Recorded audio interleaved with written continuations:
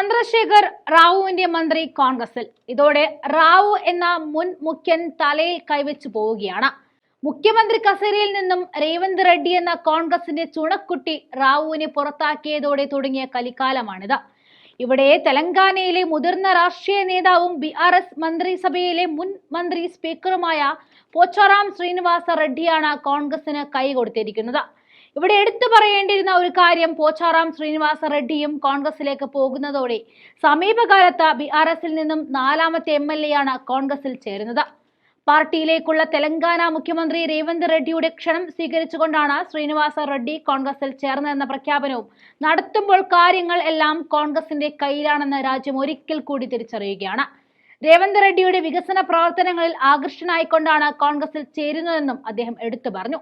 തന്റെ പശ്ചാത്തലം കർഷക കുടുംബമാണെന്ന് പറഞ്ഞ ശ്രീനിവാസ റെഡ്ഡി കോൺഗ്രസിന് കർഷകരോടുള്ള സമീപനത്തെയും കർഷകർക്ക് വേണ്ടി ചെയ്യുന്ന വികസന പ്രവർത്തനങ്ങളെയും പുകഴ്ത്തി പറഞ്ഞു. ഇതോടെ രാഹുലിന്റെ കർഷകരെ ചേർത്ത് പിടിക്കൽ പിന്നെയും കയ്യടി വാങ്ങിക്കൂട്ടുകയാണ് ചെയ്യുന്നത്.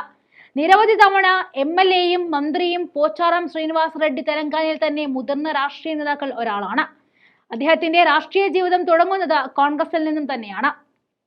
ഇടക്കാലത്ത് TDPയിലേക്ക് ഒന്ന് കൂടുമാറിയെങ്കിലും വീണ്ടും ഇപ്പോൾ രാജ്യത്തിന് തണലൊരുക്കാൻ കോൺഗ്രസ് തന്നെ വേണമെന്ന് തിരിച്ചറിഞ്ഞുകൊണ്ടാണ് ഒരു തിരിച്ചുവരൽ. അതും ഞാനൊരു കർഷകനാണെന്ന് വിളിച്ചു പറഞ്ഞുകൊണ്ട്.